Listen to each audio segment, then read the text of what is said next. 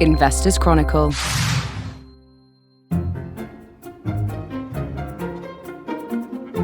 Welcome to the Investors Chronicle Companies and Markets Show. It's Thursday, the 17th of August as we record.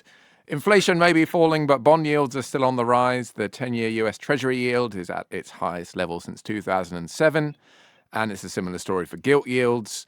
We are starting today then by looking at a sector that's typically deemed to struggle at such times, but for whom business is nonetheless booming in certain areas, and that's the insurers. After that, we are going to take a look at the companies whose weight loss drugs have had a dramatic impact on top lines and waistlines this year, and ask if that momentum can continue. Finally, our cover story this week looks at survivor shares, companies that have withstood the test of time and which are still flourishing. Joining me to discuss all of this are over the line, Julian Hofmann. Hello, Dan. Always a pleasure. Likewise, Julian. And in the studio, Jennifer Johnson. Good afternoon. Good afternoon. And Alex Newman. Hi, Dan. Insurers, then. We'll begin with them. Julian, you covered the two results that we're going to talk about in particular, Aviva and Legal General. What did you make of them? Yeah, it was a bit of a mixed bag, really, but a lot of the issues had been flagged up before because they're changing over their accounting to IFRS 17, which meant that Legal General in particular saw 5 billion of shareholder equity just disappear. It didn't make for easy comparisons, but what was interesting about the results was how, in relative terms, the insurers who were more like pure insurers were doing a lot better than insurers who seem to have other business lines. So Legal General is a gigantic fund manager, as well as a full line life insurer. And the fund management side, as you'd expect really over the last 18 months, hasn't been doing very well. And that was what dragged down the results. And their shares got marked down because the company didn't sort of compensate for that by giving back another chunk of capital. But I guess the issue really is whether, because they've changed their accounting, there isn't the same level of capital to give away. So it was a little bit of a mixed bag. But Aviva seems to be doing a lot better. They've come to the end of their payout cycle, so they've paid out more or less all the money that they earned from downsizing the business in various parts of the world. But their core business is doing quite well, and it's partly, I think, because they are more focused as an insurance company, but they're also able to raise rates in a certain direction, which at the moment is only up. So if you're reinsuring your house this summer or your car, you can expect to pay up to 20% more, depending on which brand you go for. And we could also add Admiral to that. Admiral came out on Wednesday, and they're pointing towards really quite high rates of price growth. So everyone liked the sound of that. So Admiral and even other insurers like Direct Line, which is a perennial dog share, went up quite substantially. So it's been I think broadly positive, but it depended very much on what you were doing as a company. That was generally the impression I got. I'm glad you said perennial dog share there, because I was worrying for a minute what you were going to describe them as. There were lots of insurer results this week, as you've touched on, and lots of different business lines being affected in different ways. I suppose to go back to what I said at the top, insurers typically in some ways are seen as, very interest rate sensitive. So that probably didn't help them this week, given, we saw strong wage figures and therefore bond yields marked up in the UK, which probably didn't help the insurers either. But there is one aspect of their business, certainly for L&G and Aviva as well, that is really being helped by higher interest rates. And that is, the bulk annuity side, the ability to buy out pension schemes that are now fully funded thanks to those higher interest rates as well. Yes, that's definitely an emerging. Well, actually, it's been a story for the last 6 months or so, because people have been pricing in the possibility that would be happening. But the results actually showed that the feast has been laid for bulk insurers. Basically, what it means is that the higher interest rates have put a lot of company pension schemes into surplus, whereas the last decade or more, sort of defined benefit schemes in particular have suffered from a lack of bond yield, which has affected their liquidity. And this situation is now rapidly reversing. So anyone who goes long on long-dated gilts is getting quite good yields on those, quite good returns. So obviously a pension fund with long-dated liabilities can now match yields that will cover those liabilities. So the schemes are now in profit, and that's encouraging the trustees to consider moving all of those liabilities over to the life insurance industry, who then essentially manage them and will do their own sort of asset matching as well to manage to pay off on those liabilities. So it is very profitable. I mean, it's something that generates a lot of fees for the likes of Legal and General and others, and we're going to see that continue as long as rates are reasonable. I mean, they don't have to be mega high. It just has to be sort of towards the long-term average, and that helps that side of the business considerably. Yeah, as you say, the bulk annuity side of things has been going for a little bit longer, and is a kind of a trend which was preceded the rise in rates almost as well. But how much longer can this continue? Insurers need to hold more capital to deal with these liabilities they take on, and things have been going gangbusters for some time now, it seems. Are there limits in terms of how much business is out there for them to do, or how much they can afford to take on, or will this just continue? Legal and General reckons it can take on roughly £12 billion a year of liabilities like this. So they can write £12 billion of business related to bulk annuities annually, and the market is worth in total something like 52 billion. So, I mean, that gives you a runway of, I don't know, maybe 4 years, where there's a window for maturing schemes to be bought up essentially by pension funds. As you say, obviously there are capital requirements that they have to meet, but the solvency ratios, one byproduct of higher interest rates is that the insurers' solvency ratios are improving as well, because their own assets that they hold they're also yielding better. And some insurers they're switching over to just the long dated gilts, as a way of hedging that, or at least a way of taking advantage of that higher rate. And they can forecast that so for quite a few years in the future.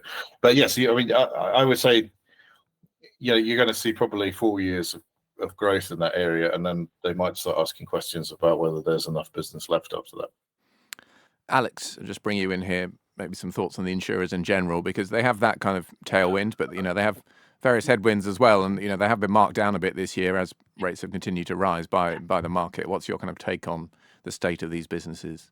Yeah, just to add to that previous point as well, I was looking at one of the estimates by one of the pensions consultants this year. He think there's maybe about £1 trillion of liabilities still to be done. So it looks, 5 years of growth, I think, as Julian was saying, is probably quite a sensible horizon. It looks like they're kind of falling over themselves to write this new business, and there's probably capacity constraints within the market a little bit. But as you get closer to 2030, you're getting a larger proportion of the DB pension scheme universe funded, and there's probably questions about what the next big boom business is after that. The thing that stands out to me about this is it's unusual within the financial services industry to have, this is like a genuine boom market, the pension risk transfer market, and yet the shares kind of reflect extreme nervousness and hesitancy on the part of investors. In the case of Aviva, the story, I suppose, is arguably a little more diversified, because they've got the general insurance business and sort of exposure to other lines. The asset management businesses for both Legal and General and Aviva, if we're comparing them side by side, are pretty mixed, like the rest of the UK asset management industry. So quite a fall in asset assets under management this half, which is not a great trend. But why, as to why investors appear to be discounting these businesses that where there really is a motor, sort of growth engine in there. It's a little hard to say. I suppose one of the things to consider is, these are enormous companies with huge hidden risks, and if you try and look through the accounts, there's quite a lot of opacity there. Understanding exactly all the moving parts is a tricky thing to do at the best of times. But when you've got such, big risks coming from inflation, interest rates, and things like life expectancy, I think those maybe amount to fat tail risks. And as last year's blow up in the bond market showed, things can rear their heads in very ugly ways and very unpredictable ways. And we're still living through a difficult period for rising rates.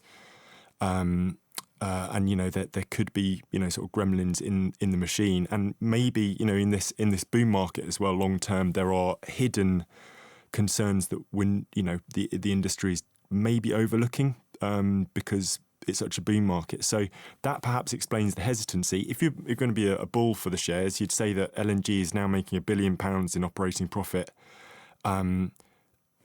Just from the pension risk transfer business. That's near enough covering the dividend, so you get a lot thrown in for free.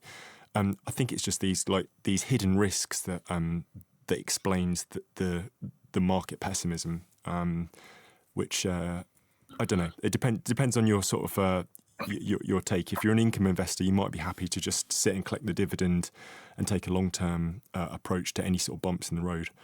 Yeah, those dividend yields are, in excess of 8% now as well, aren't they? So still pretty healthy, even relative to the risk-free rate. Why don't we conclude with a couple more bits on, some of the general insurance, personal insurance lines, which have attracted some headlines.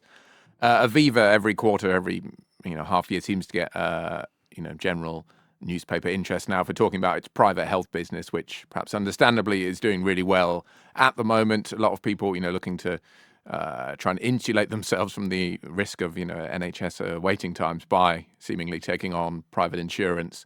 Nonetheless, Julian, it seems it's still a relatively small part of their business, despite growing pretty quickly, that health and protection side. Yeah, it's not going. I mean, the interesting thing is that the general trend for health insurance in the UK has been down for quite a few years, like 20 years. So whatever they're doing in new business is a blip rather than a sign of a fundamental shift, I would say. I mean, partly it's because the people who can afford health insurance are unlikely to use it in a funny sort of way. It's people in their 30s and 40s. If you're older than that, you already tend to be in the NHS system, and it's just fallen. If you look at it as a proportion of the total insurance business, it is pretty negligible, really. I think it's individually profitable, which is why it attracts attention. But it attracts attention because people tend to comment on it as a sort of substitute for using the health service, because the health service in some way is useless. I mean, tends to be the general angle on it. But for a company like Aviva, it's not really that material in terms of the overall results. I mean, their motor and general insurance is far more important and profitable, really, on a like-for-like basis. And on the subject of motor insurance, I mean, this is something that is certainly hitting pockets at the moment. When you look at the figures from Aviva and Admiral, as you mentioned before, talking about rises of 20% plus year on year. Admiral in particular, isn't it? Yes, and the company, obviously the biggest motor insurer in the UK, so obviously what it says is hugely material for the rest of the market, which is why Direct Line has been benefiting as well. But they're actually posting a rates increase of 23% on average for their motor policies. And I mean, you can understand why. I mean, my car service the other day cost £1,200, which was double the year before.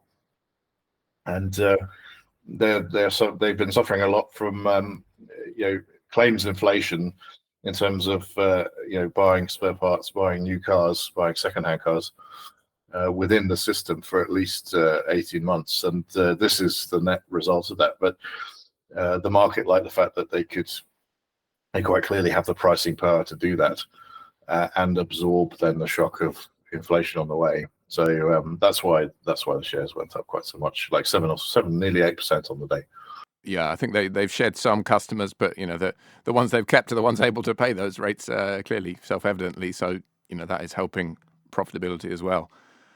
We'll leave insurers for now, and we will turn to the entirely different subject of weight loss drugs, which AI has been the big market story this year, but in some ways this has been the second biggest, no pun intended, because these companies, Jen, Eli Lilly, Novo Nordisk, have really capitalized on these new drugs, which, well, we'll get to the ins and outs in a minute, but they do seem to work pretty well, and sales are soaring as a result. Yeah, and I guess it's particularly impressive for Eli Lilly's drug, Mounjaro. Sales hit nearly $1 billion in the second quarter. And the reason that's impressive is that it actually hasn't been approved by the FDA in obesity yet. So both these drugs, they're called GLP-1s as a class, are actually approved as type 2 diabetes drugs and have been on the market for a couple of years, are known to be very effective there. But yeah, there's Eli Lilly is still waiting on an approval in this for obesity. So it's clearly these drugs are already being prescribed what's known as off-label by doctors, meaning they this is not the desired indication, but this is a real reflection of the level of demand. Eli Lilly recently raised its annual revenue guidance by $2 billion or so. Meanwhile, sales of Novo Nordisk's drug Wegovy jumped 365% in the first half. We also have to consider the fact, when we're looking at sales, current sales, that both of these companies have been dealing with supply constraints for these drugs. So these sorts of revenue figures are potentially the sort of tip of the iceberg, which is why I think investors and markets are excited about the potential. And the most recent development, which plays to what you were just talking about varying different usages and possible uses for them, was suggestion, from some data readouts suggesting that heart disease could also be, rates could be severely affected by these drugs. They could really help with that as well. That gave shares another lift the other week. Again, it's very early stage, but people are getting excited about potential applications in all kinds of areas. Yeah, so it isn't entirely clear yet. I think this is one thing to know about this heart disease data, whether these weight loss drugs have cardiovascular benefits purely because they reduce weight, or whether there's some sort of other benefit that's not yet understood or kind of fully appreciated. If it's shown that these drugs have really defined benefits beyond weight loss, it makes it more likely that health systems will subsidize them. So the more or the wider the range of benefits that these drugs can be shown to offer patients, the better sales are going to be. So both, it was the study that we were referencing, that the data that came out last week was on Wegovy, which is Novo Nordisk's drug. But Eli Lilly's shares also saw a significant bump off of the back of that. And this is just really excitement about, insurance companies might pay for these things. Various state health systems might help to subsidize these drugs. So it just means that the potential, peak sales are even higher than we might have thought. Yeah, these drugs are, the US is the main market, as tends to be the case with, most of these breakthrough things right now. I don't think they're... What is the state of play in the UK, other than a healthy black market in these drugs, perhaps? I think the healthy black market surely exists. Yeah, well, yeah. I believe that the NHS has approved these drugs for use in certain patients, but as is always the case with the NHS, it's really kind of restricted by funding, and therefore restricted to the people who sort of need these drugs the most or could benefit from these drugs the most. So while in the US you might see people who are primarily looking for a Wegovy prescription for aesthetic purposes, in the UK it will be kind of reserved for people who are suffering the health consequences of obesity. At the moment, I'm sure it's very much a live issue within the NHS. needless to say, the price tag on these drugs as well is pretty high. So it's not just a volume game. Just selling a few of these things could reap a lot of money for the providers. Yeah, absolutely. But this is why the likes of Eli Lilly and Novo Nordisk are so keen to prove that these drugs, it's not just that you're going to lose weight. You're less likely to have a stroke. You're, less likely to have severe heart disease. Potentially, I'd seen something even that it could have impact on chronic kidney disease. The more usage for these drugs, the more likely it is that despite the price tags, governments and insurance companies are still going to pay up, because the societal benefit and the benefit, over the lifetime of a patient is potentially significant. I suppose the bear case, if you want to describe it that way, could be broken down into three related issues, which are supply chains that you mentioned before. The fact that, if you're an investor, valuations have already, way up with this news, very much like the AI kind of story in some cases, but also the potential side effects of these drugs, which again, it's very early stage. People aren't quite sure yet how significant they may be, but they could be significant. Yeah, and I guess the unknown factor here is you've got people now who, say that the average person who'd taken one of these drugs, a GLP-1, is someone with type 2 diabetes who's likely to be, middle-aged or older. We don't really have a lot of data on what happens when people in their 20s and 30s potentially take these drugs for decades. So that kind of unknown at a population level does, there could potentially be side effects. It was just earlier this week, I think, that we discovered that because these drugs sort of slow down your digestive system, there's a potential complication for people taking these drugs when they go under anesthesia.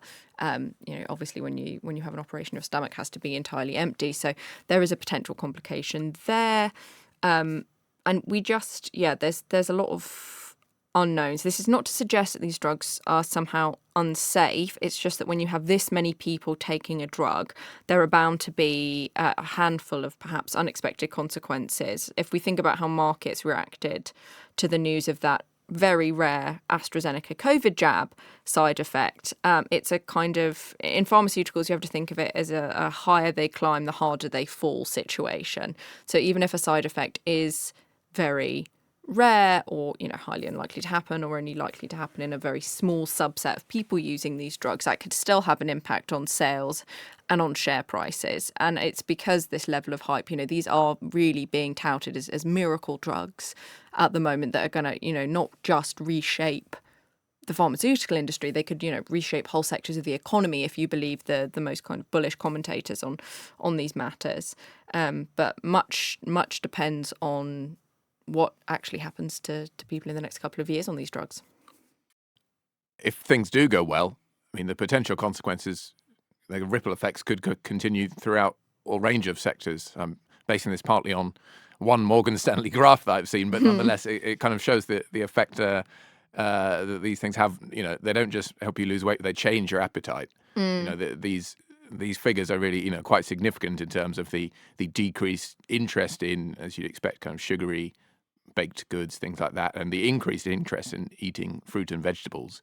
I don't think it's about taste, but I think it's just about impulse and things like that. So that could have effects for all kinds of food manufacturers, consumer staples, things like that too, which very hard to gauge at this stage, but could be significant across society, really. Yeah, that's what people are saying at the moment, is that if you're a company that makes snack foods, or if you're just a food manufacturer in the US in general, if at a population level, say, I think that the forecast was, say 7% of the population is taking these drugs in the US, and their appetites are reduced by up to a third, or I don't exactly know the number on the appetite reduction, but if you have a significant appetite reduction at a population level, then it is, it's foreseeable that this could impact sales of certain food products.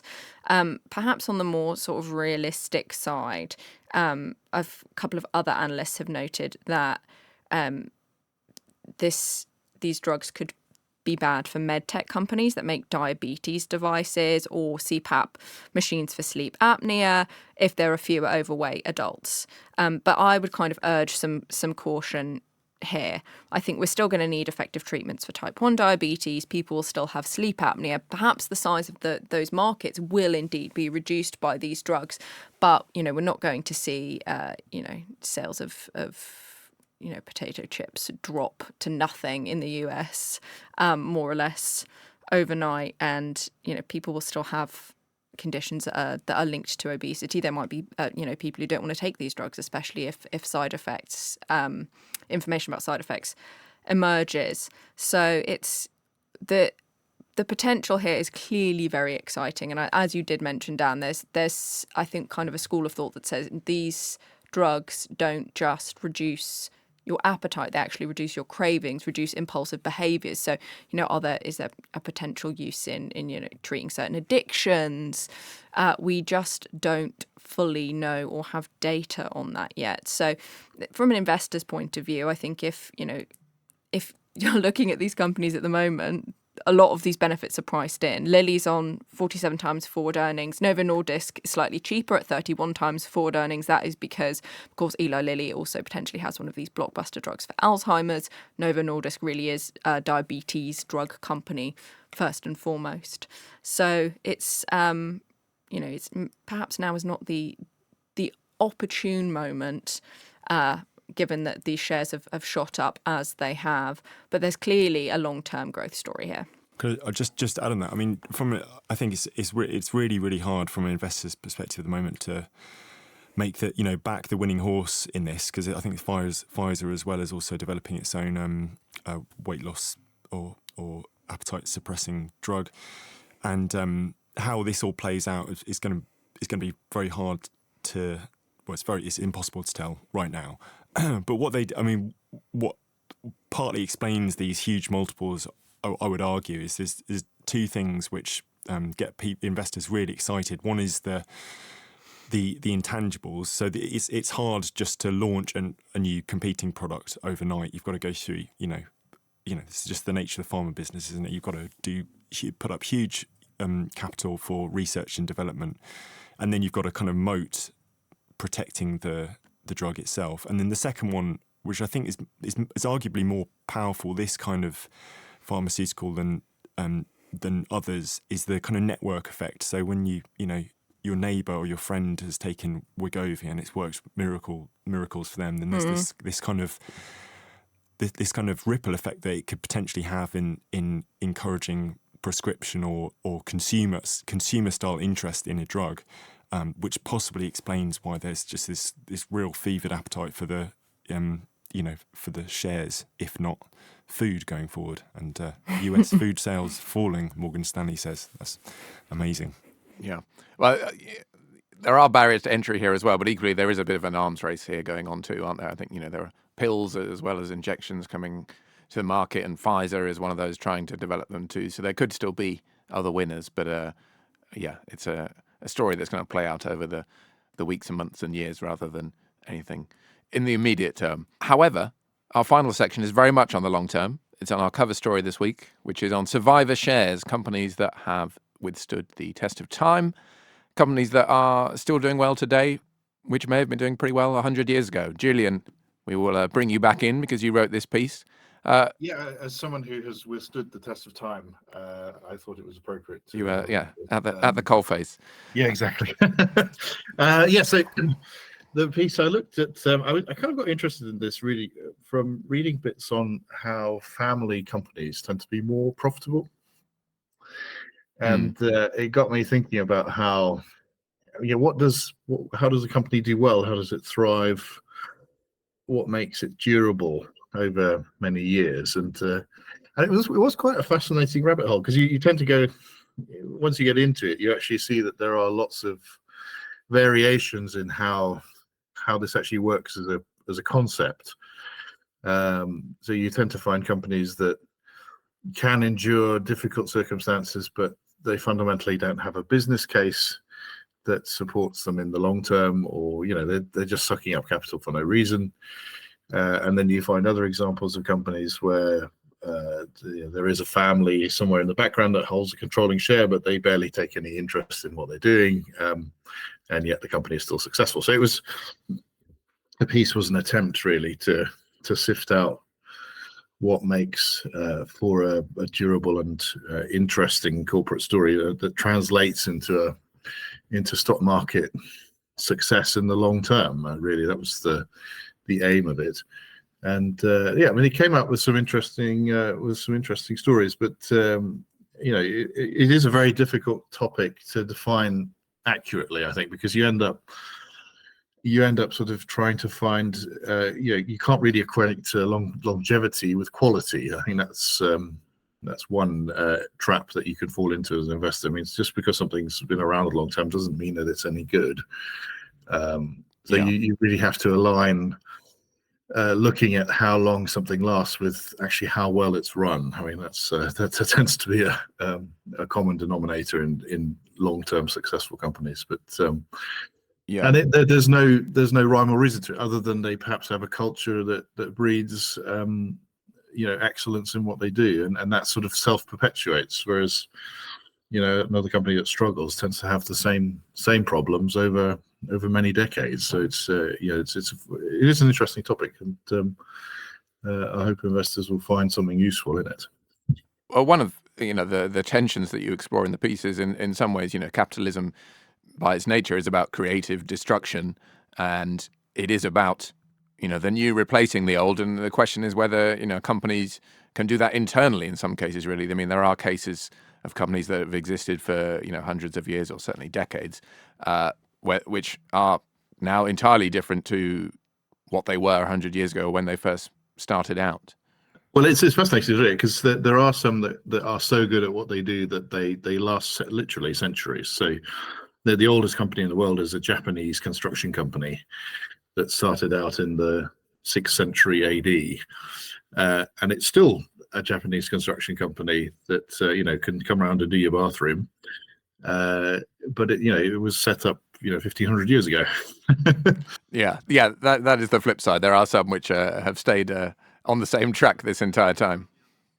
Exactly, but then there are the others who kind of evolve themselves to match the circumstances in which they find themselves. I mean, a classic example, and obviously it's quite a boring one in some ways, but is Berkshire Hathaway, because obviously that starts out as a clothing company with roots in the 1830s Rhode Island, and someone called Warren Buffett took it over and made it a holding company for lots of investments. So that's an example of longevity being driven by an understanding that the core offering isn't working anymore and that you have to do something completely different.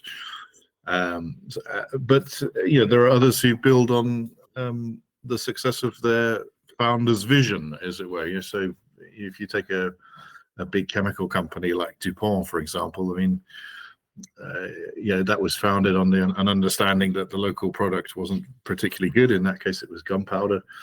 And they've just added intellectual property over many decades, and they file something like 35,000 patents a decade. So I mean, that's a stunning record of excellence coming through, and the constant need to innovate and bring something new to the market all the time, and that sort of helps you stay ahead of the destruction curve when you're talking about creative destruction within the mechanism of capitalism.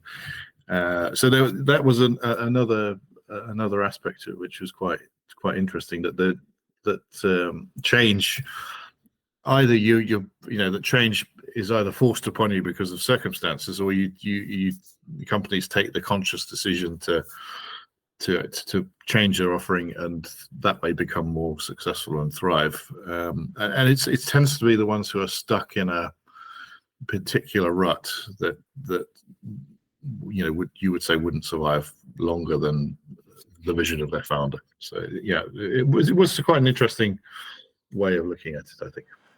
As you say, it was interesting to the way you characterize it is, some companies having change thrust upon them, because there are examples of companies who, have effectively collapsed and come back. I believe, my limited knowledge of the subject, that Congo Gumi was one of those a few years ago, but Rolls-Royce, another example, obviously famously in the 70s, it reinvented itself, or was forced to reinvent itself, or move away from some of its original areas, shall we say? Well, I mean, it was a full service engine maker, wasn't it, at one point? And they also made the cars as well as the engines for the cars, and that bust episode when they went bust in 1972 and had to be rescued then by the government was the catalyst for building a much more valuable company. So their intellectual property lead in aircraft engines is considerable. Rolls-Royce engines are famously more powerful and lighter and smaller than equivalents you get in America or in Europe, for example, and that shows consistent the need to be innovative and concentrate on what they do well, and that's how they've succeeded, and that's probably how they've partly had the reputation to pull through the last few years. I mean, they managed to get away quite a difficult funding round in the middle of the pandemic, which guaranteed that they had the cash to survive. And you can only really do that on the back of reputation. I don't think that's an intangible. There's an intangible quality to survival in that sense. If people trust that your core business is worth saving, then they'll put up the cash to save it. Yeah, and we're really seeing the benefits of that in that, well, shareholders are in the past 6 months finally with the big turnaround in the share price there. As I say, that is the cover feature this week. We look at businesses like that going through thick and thin. We look at, some of the survivors in a different way as well, who just keep chugging away each year. So there should be something for everyone in that feature. Unfortunately, we've run out of time today, though. So thank you to Julian. Thank you to Jen. Thank you to Alex. And thank you to you for listening. We'll see you next time on another Companies and Markets show.